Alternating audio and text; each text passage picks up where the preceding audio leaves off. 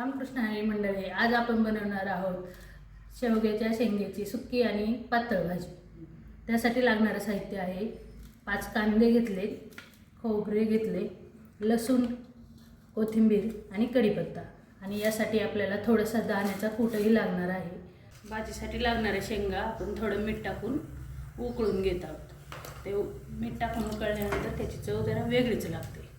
आणि त्यासाठी लागणारे हे जे ते आपण असं गॅसवरती भाजून घेणार आहोत. खोबरे लगेच भाजते, त्यामुळे खोबरे भाजून झाल्यानंतर आपण त्यामध्ये कांदा टाकणार आहोत.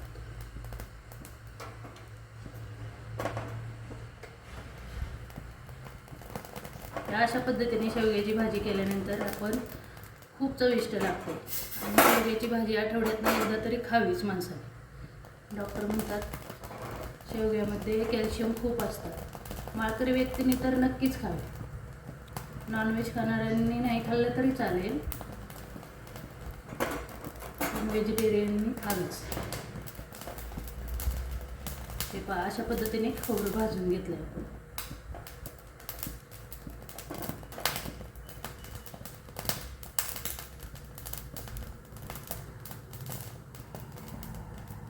शेवग्याची भाजी तर प्रत्येक जणच करतो, पण या अशा पद्धतीने ज्यावेळी आपण शेवग्याची भाजी करतो ना, त्यावेळी त्याची चव खूपच छान लागते.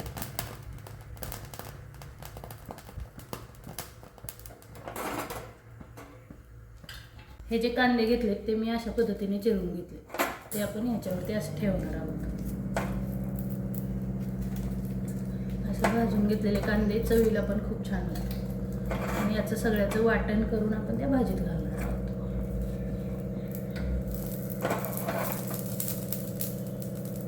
भाजून द्यायचे, दोन्ही बाजूने छान पद्धतीने भाजून घ्यायचे. आता एक बाजू पूर्ण भाजून झालेली आहे, आपण ते पलटी करून घेतोय कांदे.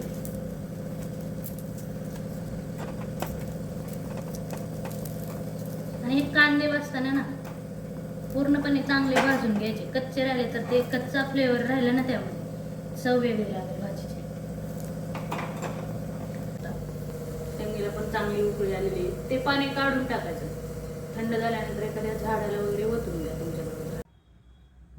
आता हे भाजून घेतलेले कांदे थंड झालेले आहेत, त्याचं असं आपण काळं सगळं काढून घ्यायचं.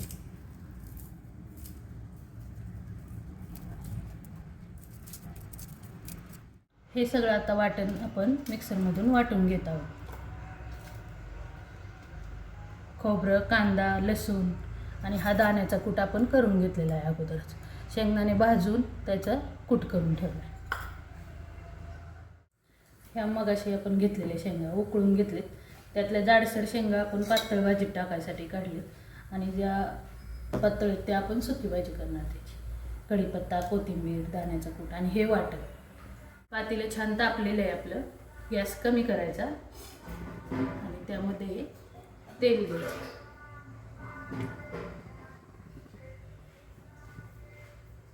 तेल पातळ भाजीला जरा जास्तच टाकायचं, तर्री छान येते, तर्रीने चव पण छान लागते.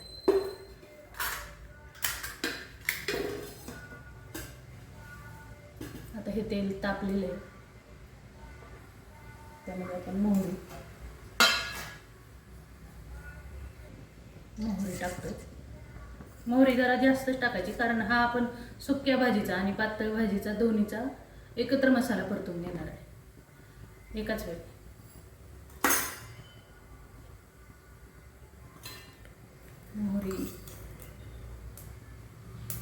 मोहरी छान तडतडली की जिरे टाकून घ्यायचे.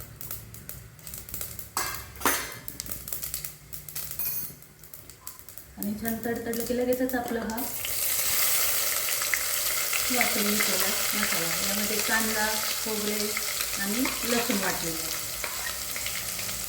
पाहू शकता तुम्ही किती छान असं बारीक वाटल्यानंतरच भाजीला कुठल्या चव येते.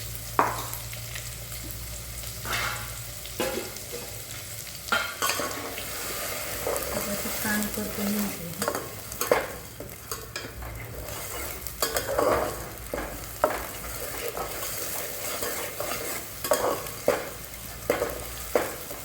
हे परतत असतानाच यामध्ये आपण कढीपत्ता टाकतो. कढीपत्ता त्यामध्ये यासाठी टाकायचा, तो मऊही पडतो आणि जेवताना कढीपत्ता कधीही निवडून काढायचा. कढीपत्ता खाल्लेले चांगले असतं तरी पण घालायचं. काढायचं नसेल तर वाटणातही वाटून घेऊ शकतो.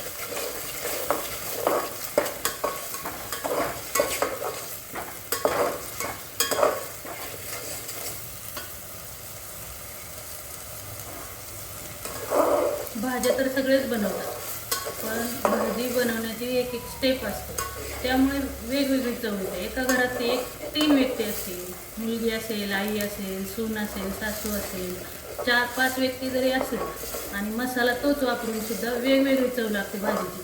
कारण आपण कोणत्या भाजीला कोणत्या वेळी कोणती वस्तू टाकतोय त्याला जास्त महत्त्व असतं आणि त्याच्यावरती चव डिपेंड असते.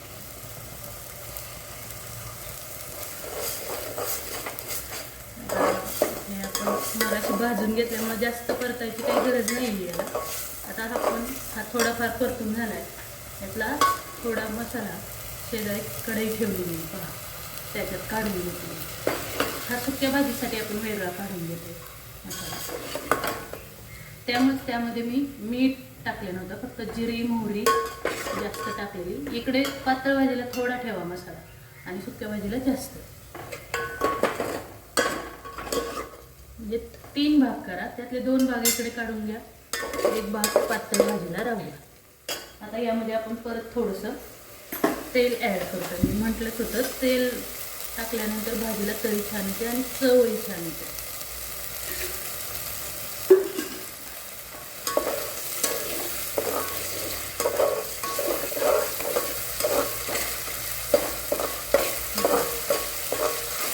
आता छान परतलं. या टायमिंगला आपण याच्यामध्ये मसाला टाकतो. हा मसाला काही वेगळा नाही आहे, आपण रोजचा घरचा वापराचा असतो ना, तो 1 चमचा मसाला टाकतो. याची चव आपण जसं तुम्हाला जास्त तिखट लागत असेल तर 2 चमचेही घालू शकता, पण आमच्याकडे जास्त तिखट तुम्ही खात नाही त्यामुळे मी 1 चमचा.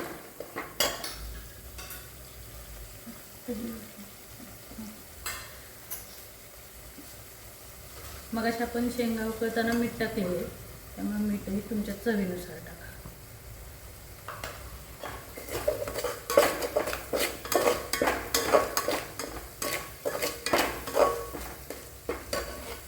आता मीठ आणि हे परतून झाले, त्यात आपण या शेंगा टाकतो. तुम्ही म्हणताल हे शेंगा, कारण हे सुक्या शेंगा केल्यानंतर ह्या शेंगा कोणी खातच नाही आमच्याकडे, पण भाजीलाही चव असावी शेंगाची म्हणून मी आपल्या थोड्या शेंगा याच्यात टाकतो. सुक्या शेंगा खातात आमच्यात सगळे. आता छान झाली, आपण आता पाणी ॲड करू.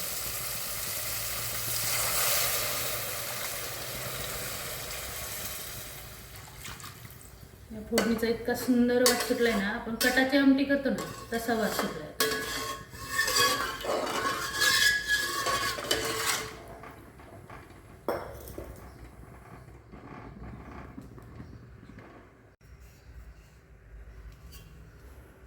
तसं नको चालू करू.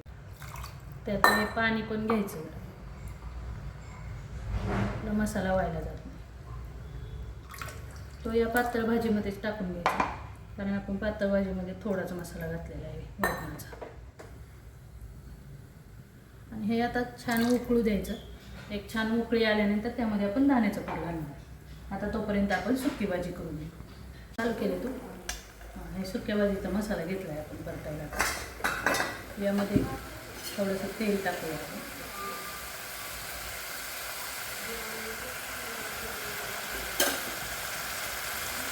आपण थोडं मला परतला येत आपण पण थोडा परतून घ्या. त्यामध्ये आता जास्त काही करायचं नाही, फक्त मीठ टाकायचं. आता मीठ जरा कमीच टाका, मग आपली शेंगा उकळताना टाकली.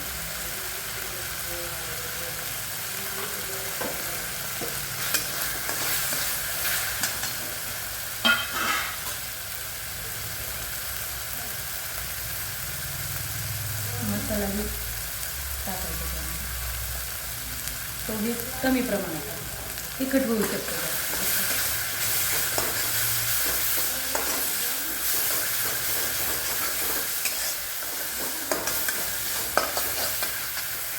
आणि आता या शेंगा यामध्ये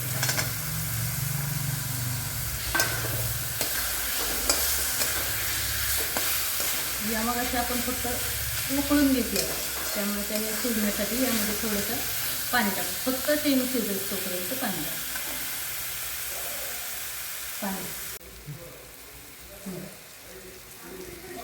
यामध्ये आपण थोडं पाणी टाकू, शिजण्यापुरतंच टाकायचं, कारण ही भाजी आपल्याला सुकी लागते. सुकी करायची भाजी.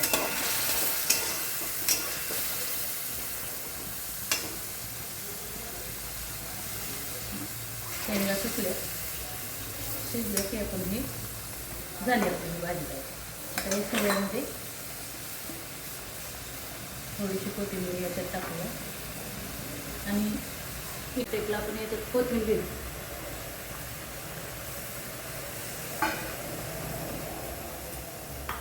आणि दाण्याचं कूट टाकून घेऊ.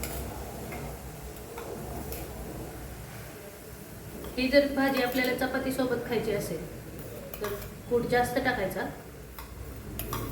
आणि भाकरीसोबत खायची असेल तर कमी टाकायचं. भाकरीसोबत पातळ छान लागतं. हे बघा असं आहे ही आपली भाजी.